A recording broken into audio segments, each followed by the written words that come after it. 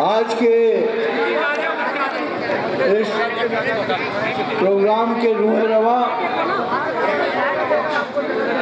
और सदर जलसा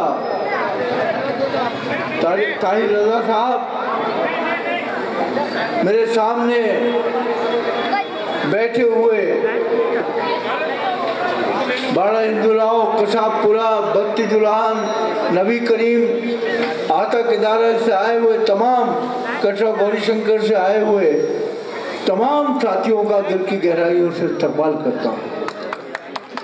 जो मंच पे बैठे हैं हमारे कांग्रेस के मौजूद लीडरान, मैं उन सब का भी खैर मकदम करता हूँ। उसकी वजह यह है कि समय की कमी है और मैं नाम लूँगा तो बहुत लंबी फहरिस्त है। जैसा कि आप जानते हैं, चंद मिनटों के बाद इमरान प्रतापगढ़ी साहब यहाँ पहुँचने वाले हैं और मैं कोई लंबी चौड़ी बातें आपके सामने नहीं रखना चाहता हूँ। मैं चंद बातें जरूर कहना चाहता हूँ। आज जब हम इस बात को सोचते हैं कि पिछले 10 साल में क्या हाल हुआ इस बल्लीबारा असेंबली का, तो हमको कहने की जरूरत नहीं है, सिर्फ आपको देखने की जरूरत है कि क्या हाल हुआ है। टूटी हुई गलियां, बहते हुए सीवर, पानी जिस नल में आता था उसमें सीवर का पानी आता है। जो आबो हवा है जिसमें आप और मैं सांस लेते हैं, वो आबो हवा में जहर घुला है। और ये मैं नहीं कह रहा, ये एक बहुत बड़ी रिसर्च आई थी जिसमें ये कहा गया था कि दिल्ली में लोगों की उम्र 6 से 8 साल घट रही है। तो इसीलिए आज ये तमाम सवालात हमारे सामने हैं। और जब हम माजी की तरफ देखते हैं, 15 साल जब दिल्ली में कांग्रेस की हुकूमत रही और शीला दीक्षित जी हमारी मुख्यमंत्री थी, तो चौतरफा विकास हुआ था। मेरे नौजवान भाई जो यहाँ खड़े हैं इस वक्त, मैं उनको ये बताना चाहता हूँ कि इस मेट्रो का सपना नहीं देख सकता था। आज 82 लाख लोग, 82 लाख लोग जो है मेट्रो में सफर करते हैं। अगर दिल्ली में मेट्रो नहीं होती और गाड़ियां और स्कूटर और मोटरसाइकिलें होती, तो अब जो रास्ता आप 5 किलोमीटर का तय करने में 1.5 घंटा लगाते हैं, उस वक्त कम से कम 3 घंटे आपको लगते हैं। ये तमाम सोच थी कांग्रेस की। और कांग्रेस हमेशा चाहती है कि अपने लोगों के साथ दुख दर्द को बांटा जाए। कांग्रेस कोई भी पॉलिसी बनाती है, नीति बनाती है, वो हमेशा इस बात का ख्याल रखती है कि अवाम, चाहे गरीब हो, चाहे मिडिल क्लास हो, चाहे महिला हो, चाहे नौजवान हो, उन सबकी ख्वाहिशों का ध्यान रखते हुए कांग्रेस नीतियां बनाती है। लेकिन आप देख रहे हैं पिछले 11 साल से जो हाल है, चाहे वो दिल्ली की सरकार हो या केंद्र की सरकार हो, झूठ के पुलंदे रोज आपके सामने खोले जाते हैं और उसका एक आसान तरीका ढूंढ लिया है कि आपस में नफरत फैला दो, एक दूसरे से लड़ते रहेंगे, हमसे ये नहीं पूछेंगे सीवर क्यों खराब है, पानी क्यों नहीं आ रहा। ये बात लेकर राहुल गांधी पूरे देश में घूमे। 4000 किलोमीटर की यात्रा जो राहुल जी ने की थी कन्याकुमारी से कश्मीर तक, आपने देखा होगा वो लोगों का दुख दर्द जानने के लिए और बांटने के लिए पैदल चले थे। और 4000 किलोमीटर कोई छोटा रास्ता नहीं होता।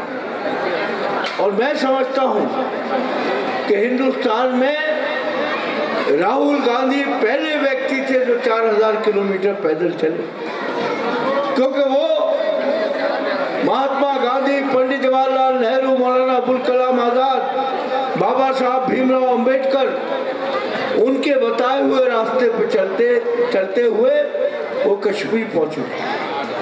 आज मुल्क में एक खौफ फैलाने का माहौल चल रहा है।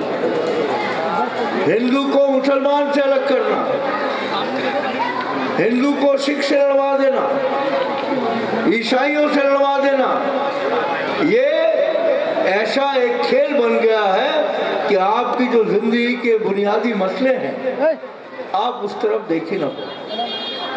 आज महंगाई कितनी हो गई हम उसको नहीं देख रहे। आज हमको उलझा दिया गया धर्म की बातों में। हर मजहब, चाहे इस्लाम हो, चाहे हिंदू धर्म हो, चाहे सिख धर्म हो, चाहे ईसाइयत हो, कोई एक धर्म में बता दे कि यहाँ पर इंसानियत की बात ना की गई। और आज एक माहौल पैदा करने की कोशिश की जा रही है और हम सब लोग राहुल गांधी की इस मुहिम में कंधे से कंधा मिला के कोई भी कुर्बानी देने को तैयार है, क्योंकि राहुल जी एक सच्चे ईमानदार आदमी है। वो सच्चाई बोलने के लिए डरते नहीं है। वो पार्लियामेंट के अंदर देश के प्रधानमंत्री से आंखों में आंखें डाल के सवाल पूछते हैं जिसके जवाब आज तक नहीं है। और यही तरीका छोटा रिचार्ज जो है अरविंद केजरीवाल उसने सीख लिया और उसने अपने विधायकों को भी इतना ट्रेन कर दिया है कि मक्कारी की चरम सीमा पे है। आपको बैठे बैठे ऐसे सपने दिखा देंगे कि आपको लगने लगेगा कि हम कहीं पेरिस और लंदन की सड़कों पर चल रहे हैं। लेकिन सच्चाई आपको भी पता है, मुझको भी पता है। आज जो काम 15 साल कांग्रेस की हुकूमत ने किया, आज वो तमाम काम जो है उनको मेंटेन करना भी अरविंद केजरीवाल के लिए नामुमकिन हो गया। केवल एक रास्ता है, मोदी जी के पास हजारों करोड़ का बजट है पब्लिसिटी का और अरविंद केजरीवाल के पास 500 करोड़ का बजट है। तो आप सुबह टीवी खोल के बैठिए, आपको मोदी जी की शक्ल नजर आएगी, आपको शक्ल नजर आएगी अरविंद केजरीवाल की। अभी आज शाम में प्रियंका गांधी जी की एक सभा जामा मस्जिद पे थी। ये चैनल नहीं दिखाएंगे, उछलता हुआ दिखाएंगे। इस देश के अंदर देश को ऐसे भयानक रास्ते पे लेकर जाया जा रहा है कि आप सवाल न पूछ सको। आप पे इतना डर भर दिया जाए कि आप अपनी आवाज बुलंद करते हुए डरने लगो।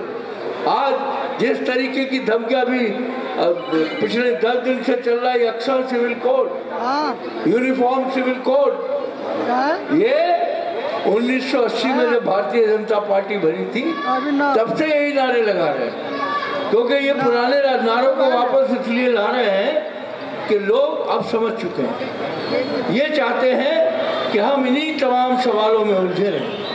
लेकिन मैं आपसे एक बात कहना चाहता हूँ, राहुल गांधी जो आईन और संविधान की किताब जेब में रख कर चलते हैं, वो आईन, वो हमारी रक्षा है, वो हमारी हिफाजत का एक बड़ा शस्त्र है। क्योंकि संविधान नहीं रहेगा तो इस देश के अंदर जो गरीब है, मजदूर है, दलित है, पिछड़ा है, मुसलमान है, उनकी कोई जगह नहीं।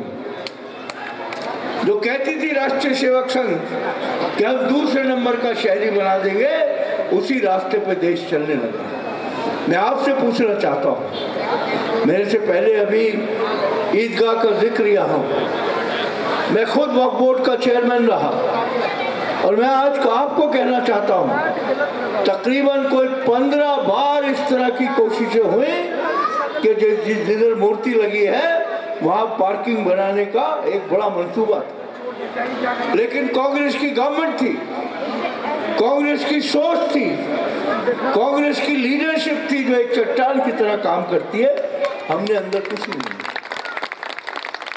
आज जिस तरीके से जो वक्त की जमीन थी ईदगाह और उसके अतराफ की, उस पर डीडीए के बोर्ड गाड़ दिए गए। कहाँ था आपका विधायक, कहाँ था वो मंत्री जो हर एक को ललकारता है और ये कहता है अगर मेरी बात नहीं सुनी तो तुमको देख लूंगा? क्या ये जमहूरियत है? इस मकाम पर हम पहुंच गए हैं कि आज चुनाव नुमाइंदा अपने वोटर्स को ये कहे कि अगर तूने जबान खोली तो मैं तुझे देख लूंगा। ये जमहूरियत को कमजोर करने वाले लोग हैं। ये डरते हैं सवालों से और ऐसा डर पैदा करना चाहते हैं कि आप लोग सवाल न पूछ पाओ। और जब तक आप सवाल नहीं पूछोगे ये जमहूरियत दिन ब दिन कमजोर होती चली जाएगी। और एक वक्त ऐसा आएगा कि इनके नापाक मंसूबों को कामयाब करने के लिए ये किसी भी हद तक गिर सकते हैं। आपको याद होगा लोकसभा का चुनाव चल रहा था, मोदी जी और तमाम उनके मुख्यमंत्री, कैबिनेट मंत्री एक ही बात कहते थे कि अब की बार 400 पार। लेकिन इस देश के शऊर को, इस देश की सोच को, देश के रहने वाले की सोच को आज इतना जोरदार तमाचा मारा कि 400 से गिर के 240 पे आ गए और बेसाखियों पे चल रहे हैं चंद्रबाबू नायडू और नीतीश कुमार। आज जिस तरह का वातावरण है देश में, मैं आपसे एक सवाल करता हूं। जब आप वोट देते हैं 2 मर्तबा जो है आम आदमी पार्टी की सरकार बनी, 67 सीटें और 62 सीटें, उससे पहले 28 सीटें। मुझे आप बताइए, कांग्रेस जब भी चुनाव जीतती थी तो दिल्ली की 7 सीटें कांग्रेस जीता करती। आज क्या वजह है कि 3 लोकसभा के चुनाव होते हैं और तीनों लोकसभा में 7 मेंबर पार्लियामेंट जो है वो बीजेपी के आते हैं। इसीलिए राहुल गांधी कहते हैं कि एक ही सिक्के के 2 पहलू हैं। गुमराह करने के लिए, और याद कीजिए उस आंदोलन को जो भ्रष्टाचार के खिलाफ अन्ना हजारे और अरविंद केजरीवाल ने शुरू किया था, क्या नारे थे उसमें कि हम एक नई तरह की राजनीति करना चाहते हैं। और उसके बाद क्या हुआ? शराब घोटाला, स्कूल घोटाला, मोहल्ला क्लिनिक घोटाला, ये सब घोटाले सामने आ रहे। आज अरविंद केजरीवाल को परहेज नहीं है इस चीज से कि कोई भी घोटाला हो उनका हाथ इस घोटालों में। सीएजी की रिपोर्ट कहती है, वो आदमी जो कहता था मैं एक छोटी गाड़ी में चलना चाहता हूँ, वो कहता था तो मुझे तो 2-3 कमरे का मकान चाहिए। जब कोविड चल रहा था, कोविड से लोग मर रहे थे, सांसें गिन गिन के लोग ले रहे थे, उन तमाम लोगों ने कोविड के टाइम में देखा किस तरह तेजी से शीश महल बन रहा है। और दिल्ली में भारतीय जनता पार्टी और आम आदमी पार्टी किस पे इल्जाम लगा रहे थे कि मौलाना साद जो निजामुद्दीन का पाक मरकज है वहाँ पर जो है वो ये कह रहे थे कि जो कोविड फैला है ये मौलाना साद की वजह से फैला है, निजामुद्दीन के मरकज। हमारे बीच में इमरान प्रतापगढ़ी साहब जो एक शेर की दहाड़ है इस देश में, जो अलामत है हिंदू मुस्लिम एकता की, जो पूरे देश के अंदर उनका डंका आज बजता है, वो हमारे बीच में है। मैं उनका खैर मकदम करता हूँ और मैं गुजारिश करता हूँ कि थोड़ा आतिशबाजी रोक दे, उनको आने दें। ये मेरी अपील है आपसे। मैं जानता हूँ कि ये जोश आपका है, आपको लग रहा है कि आज़ादी के नज़दीक है, इसीलिए ये जोश आप में है, क्योंकि आज पूरी दिल्ली में कांग्रेस का झंडा दोबारा बुलंद हो रहा है, क्योंकि कांग्रेस दोबारा अपनी खोई हुई ताकत को हासिल कर रही है। इसीलिए मैं आपसे जो कह रहा था कि अरविंद केजरीवाल, चाहे वो ईदगाह का मसला हो, भाई इमरान प्रतापगढ़ी साहब हमारे बीच में आ गए हैं, जोरदार तालियों से इमरान भाई का इस्तेमाल करें। ये वो आवाज़ है देश की, ये देश की वो आवाज़ है जो न सिर्फ पूरे हिंदुस्तान में गूंजती है बल्कि पार्लियामेंट के ऐवानों में ये आवाज़ हमेशा गूंज कर बाहर निकलती है। मैं इमरान भाई का दिल की गहराइयों से खैर मकदम करता हूँ।